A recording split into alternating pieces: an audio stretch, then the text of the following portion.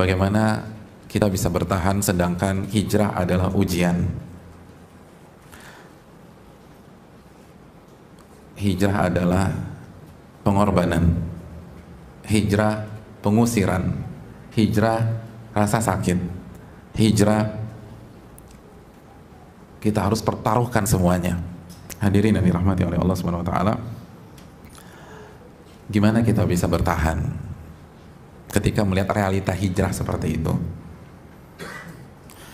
Yang pertama hadirin yang dirahmati oleh Allah Subhanahu wa taala, ikhlas dan jujur kepada Allah Subhanahu wa taala.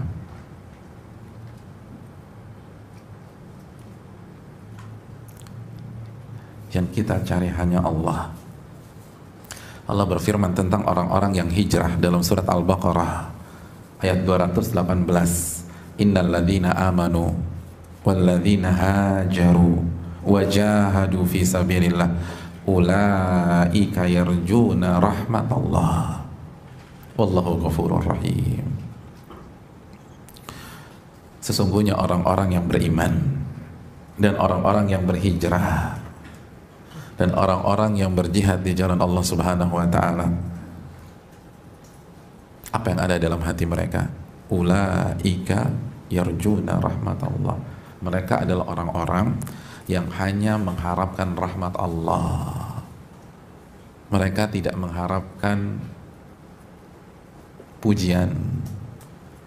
Mereka nggak peduli tentang eksistensi di masyarakat, di sosmed, di lingkungan kerja, di lingkungan kampus. Ingat, bukan tidak eksis, tapi mereka, bukan itu tujuan mereka. Bukan terkenal, tapi bukan keterkenalan yang menjadi tujuan dan ambisi mereka. Kalau terkenal, seluruh ulama juga terkenal. Imam Syafi'i terkenal, Imam Ahmad terkenal, Imam Malik terkenal, Imam Abu Hanifah terkenal, Sa'id bin Musayyib terkenal, sahabat terkenal, Abu Bakar terkenal. Padahal Abu Bakar berhijrah kepada Nabi SAW, tapi Abu Bakar nggak peduli jadi orang terkenal atau enggak. Di dalam hati Abu Bakar nggak ada ambisi untuk terkenal. Di dalam hati Umar nggak ada keinginan untuk eksis. Di dalam hati Khalid bin Walid nggak ada ambisi jadi panglima. Makanya hadirin, antum harus baca sirahnya Khalid bin Walid hadirin. Itu dalam loh. Itu orang yang hijrah, itu orang yang ikhlas. Bayangkan, beliau adalah panglimanya Nabi SAW, Sayfullahil Maslul. Itu andalannya Nabi. Lalu ketika Nabi SAW meninggal, Abu Bakar menggantikan Nabi. Itu andalannya Abu Bakar. Tiba-tiba di pemerintahan Umar dicopot sama Umar, diganti Abu Ubaidah bin Al-Jarrah. Baper? Enggak. Down? Enggak. Futur? Enggak. Left group? Enggak. Enggak left group. Enggak. Tenang-tenang aja deh. Karena bukan itu yang diincar. Dia nggak peduli mau jadi panglima kek, mau jadi pasukan, mau jadi martil, mau suruh jaga gawang, suruh jaga tenda, nggak peduli. Yang penting saya berjuang di jalan Allah Subhanahu wa taala. Makanya kan apa kata Nabi SAW tentang orang-orang yang ikhlas? Kata Nabi tentang orang yang ikhlas, in kana fi siqaya kana fi siqaya, wa in kana fil hirasa kana fil hirasa, tuba lahu tuba lahu.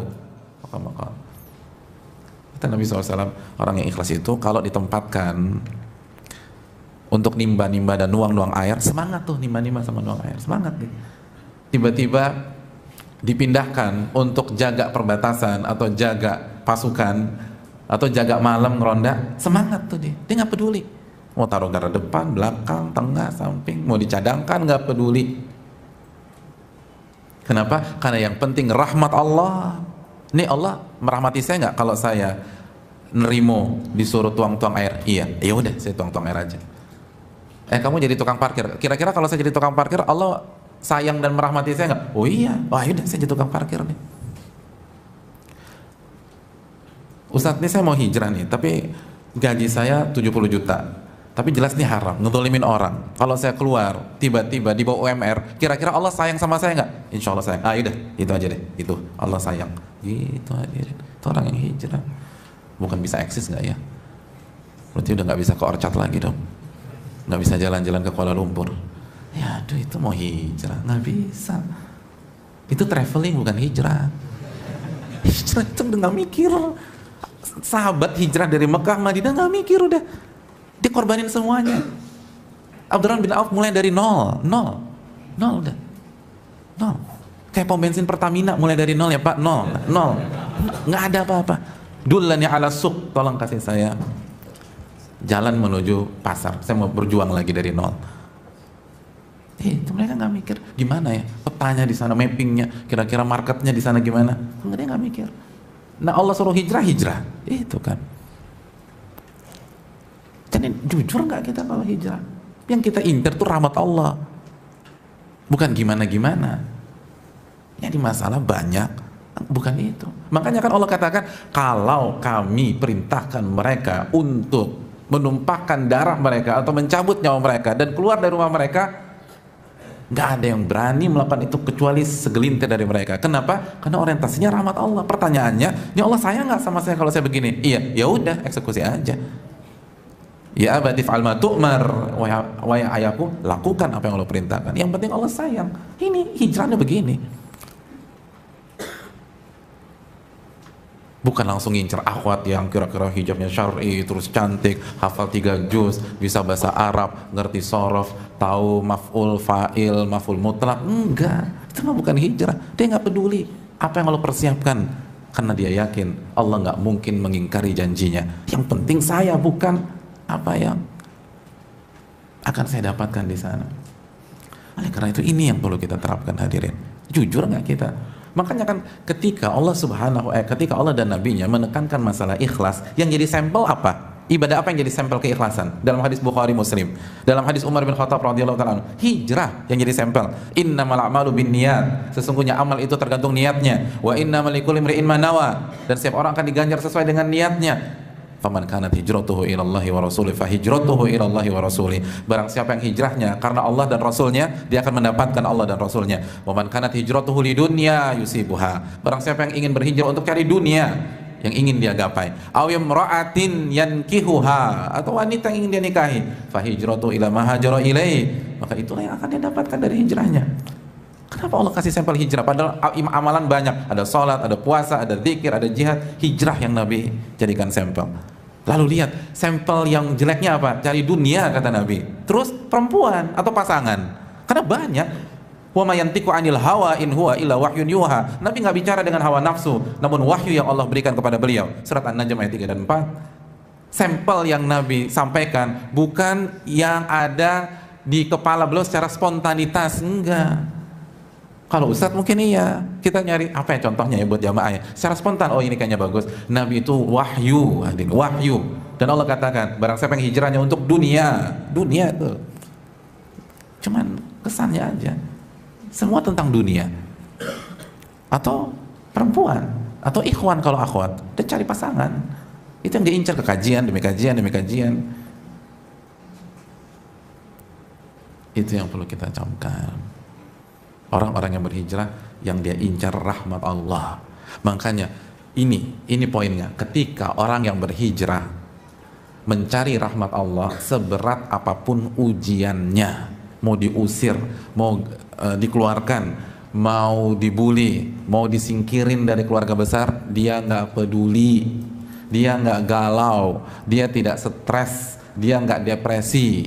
Kenapa? Karena sekali lagi, teori galau, depresi adalah berbanding terbalik dengan ekspektasi. Kenapa kita galau? Kenapa kita depresi? Karena ekspektasi kita, harapan kita, keinginan kita tidak terpenuhi. Disitulah saatnya seseorang galau. Betul nggak nih hadirin? Betul. Antum tidak suka sama Fatimah, nggak suka, emang cantik sih, tapi saya nggak suka, dan nggak ada ekspektasi menikahi Fatimah. tiba-tiba dapat undangan pernikahan yang berbahagia, Ahmad dan Fatimah, wanita yang bernama Fatimah yang antum tidak suka itu menikah. Kira-kira antum galau nggak? Depresi? Enggak, saya nggak ngincer dia, ngapain galau? Mas antum tiba-tiba nangis? Kan lucu. Tapi kalau antum punya ekspektasi, punya harapan untuk menikahi Aisyah, bagi antum dia wanita yang sempurna buat mendampingi hidup antum, dan rencananya besok antum mau mengkhitbah dia, malam ini dapat undangan Muhammad dan Aisyah, nangis nggak tuh kira-kira? Nangis tuh orang tuh, down, jatuh, stres, depresi. Kenapa? Karena ekspektasinya nggak dapat, karena harapannya nggak dapat, harapannya mentok, gagal, hancur, stres orang. Jadi orang stres, orang galau bukan karena beratnya masalah, tetapi ekspektasinya nggak dapat. Nah sekarang pertanyaannya, mungkinkah orang galau dan stres kalau ekspektasi, harapan dan niatnya rahmat Allah? Nggak mungkin, nggak mungkin galau. Kenapa? Karena di kondisi apapun itu bisa dia lakukan. Dia kaya, bersyukur, dapat rahmat Allah. Dia miskin, sabar, dapat rahmat Allah. Dapat tuh. Terus buat apa lagi jalan? Buat apa lagi stres? Buat apa lagi depresi? Oh dapat. Beda kalau kita cari dunia. Itu yang berat. Gitu. Beda kalau kita harapkan pujian orang. Itu yang bikin hancur. Karena nggak mungkin semua manusia muji kita. Ridhon nas ghayatul la tudrak, kata Imam Syafi'i.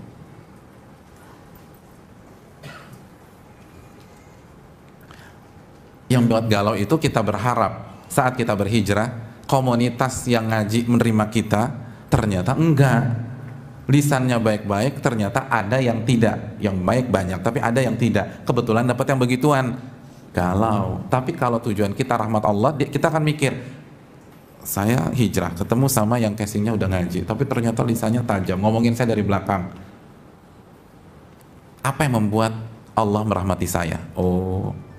Allah merahmati saya jika saya sabar, jika saya nggak mikirin, jika saya kasih uzur, apalagi kalau saya memaafkan. Ya udah deh, yang penting dapat rahmat Allah, lempeng tuh, hidup enak, nyaman. Yang kedua hadirin, gimana biar kita bisa bertahan? Hadirin yang dirahmati oleh Allah, sebelumnya saya mau tanya, antum kan berhijrah nih, rencananya antum berhijrah sampai tahun berapa? 2018 atau 2019? Saya rencananya 2020 Pak Ustadz, persis setelah Pilpres. Hubungannya apa? Hubungannya apa? Ini nggak jelas nih. Yang 2018 angkat tangan. 2018 nggak ada. 2019 nggak ada juga. 2020 nggak ada. Berarti banyak yang akhir 2017. Hadirin, kita ingin hijrah sampai kita menghembuskan nafas kita yang terakhir. Bukan hanya 1 tahun, bukan hanya 2 tahun, bukan hanya 3 tahun, bukan hanya 4 tahun. Kalau kita hidup 30 tahun yang akan datang, kita ingin hijrah selama 30 tahun. Kalau kita hidup 40 tahun yang akan datang, kita ingin hijrah sampai 40 tahun ke depan. Oleh karena itu, jadilah seorang pelari maraton, bukan menjadi sprinter. Itu kira-kira ungkapan sederhana aktualnya. Kalau antum searching di buku fikih nggak ada jadilah pelari maraton ini.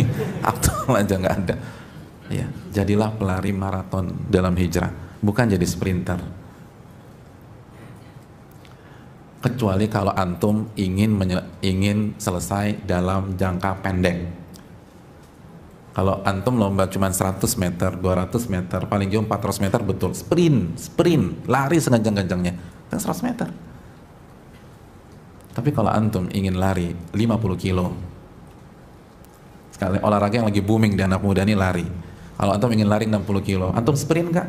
Enggak, antum nggak akan sprint. Kenapa antum nggak sprint? Karena kalau antum sprint, di kilometer kedua, antum keluar dari area pertandingan, nggak bisa. Jangan sprint, jadi pelari maraton. Jangan juga diam, ditembak antum diam, jangan, lari. tapi jadi pelari maraton. Terus berlari, jangan diam, jangan hanya melangkah, lari. Apalagi kita udah ketinggalan. Yang teman keponakan kita udah sampai Ali Imran baca Al-Qur'annya, udah sampai Al-A'raf baca Al-Qur'an, kita misalnya alif fatha ab, ba doma bu, abu, jadi susah gimana? Lalu kita masih lari tapi jadi pelari maraton. Jangan terlalu cepat, tapi jangan diam juga, apalagi mundur, apalagi muter balik. Nggak ada orang lomba lari ada muter balik, tuh nggak ada, terus lari ke depan. Ini dalam, hadirin. Dan yang jadi masalah, banyak yang hijrah di awal-awal jadi sprinter semua dikejar sama dia, semua dibaca, lalu langsung dipraktekkan di dalam keluarganya. Bukannya praktekkan, didakwahi semuanya, dikumpulin tuh seluruh keluarga besar. Seperti Nabi mengumpulkan orang-orang Quraisy. Ya benar, Nabi mengumpulkan orang Quraisy itu setelah berapa tahun beliau eksis dengan mereka. Nggak bisa. Semua kajian dikejar, semua dikejar. Nggak ada ulama begitu. Ulama belajar satu-satu. Dan wajar secara psikis seseorang yang sedang menikmati hal yang baru itu cenderung berlebihan. Kayak anak kecil, dapat mainan baru dimainin terus tuh. Tapi kalau orang tuanya tidak punya manajemen waktu dan frekuensi, saat si anak mainkan mainannya, kira-kira bosannya kapan? Cepet. Beda dengan yang dibatasi, kamu hanya boleh main di weekend ya 3 jam, itu lama tuh. Jadilah pelari maraton, lari tapi bertahap, lari tapi bertahap. Itu metode Allah dan Rasulnya. Kenapa Abu Bakar bisa eksis, Umar bisa eksis, Ali bisa eksis, Uthman bisa eksis? Karena mereka pelan-pelan, hadirin. Allah berfirman dalam surat Al-Isra ayat 106, wa Qur'anan faraqnahu litaqra'ahu 'alan nasi 'ala mukth wa nazzalnahu tanzila. Al-Quran kami potong-potong saat kami turunkan, potong-potong, nggak komplit Al-Fatihah sampai An-Nas langsung disuguhkan, kami potong-potong. Biar apa? Litaqra'ahu 'alan nasi 'ala mukth, agar Anda wahai Muhammad menyampaikan kepada manusia sesaat demi sesaat, potongan demi potongan, pelan-pelan, pelan-pelan. Mukth, jeda dulu, lanjut lagi, jeda dulu, gak sprint, enggak. Wa nazzalnahu tanzila, dan kami turunkan itu secara berangsur-angsur. Hadirin yang dirahmati oleh Allah Subhanahu wa taala. Lalu yang terakhir, ilmu yang kita lakukan bertahap itu harus kita amalkan. Allah berfirman di dalam surat An-Nisa 66 tadi, udah kita tulis ayat, kita sebutkan, tapi kita baca penggalan pertamanya. Sekarang kita lihat closing statementnya. Walau annahum fa'alu ma yu'adzuna bihi lakana khairan lahum wa ashadda tathbita. Kalau mereka mengamalkan apa yang mereka dapatkan dari nasihat, dari ilmu, maka itu yang terbaik buat mereka, dan asyadda tathbita, dan akan mengokohkan mereka, akan membuat mereka istiqomah dalam hijrah, mengokohkan, nggak terombang-ambing. Nah itu tadi, kenapa harus bertahap dalam ilmu? Karena ilmu itu bukan teoritis, ilmu itu bukan joke, ilmu itu walaupun disampaikan secara humoris boleh selama sesuai dengan dosis, tapi ilmu itu bukan retorika, ilmu itu dapat diamalin. Kalau antum overdosis, berarti antum harus mengamalin juga secara overdosis, dan nggak sanggup. Pelan-pelan, nggak akan bisa pecah konsentrasi kita. Harus diamalin satu-satu, dan bertahap, karena antum harus amalkan. Baru antum akan istiqomah dalam hijrah. Antum bertahan. Kalau antum nggak amalkan, nggak akan bisa. Antum kayak belajar berenang, nggak pernah diamalin, nggak pernah masuk kolam, ya udah tenggelam terus, gaya batu terus kalau ada apa-apa, nggak bisa. Nah, untuk bisa gaya itu kan bertahap. Harus latihan kaki dulu, pakai pelampung, kaki dulu yang gerak, tangan pegangan sama itu, kan gitu. Antum pernah ikut latihan renang nggak? Pernah kan? Siapa yang ikut latihan renang pertama kali gaya kupu-kupu? Ya Allah, yang pantatnya nungging, nggak bisa. Ya Allah, nggak bisa. Itu bertahap. Dan guru pelatih renang yang baik ketika punya anak baru 3 kali latihan, request gaya kupu-kupu, dia nggak akan ajarin, nggak akan ajarin. Pelatih saya ajarin gaya kupu-kupu, aku suka banget tuh sama kupu-kupu. Enggak, saya tambah deh biayanya 3 kali lipat. Enggak bisa. Kupu-kupu nanti ada waktunya. Tuh bab 20 tuh nanti aja.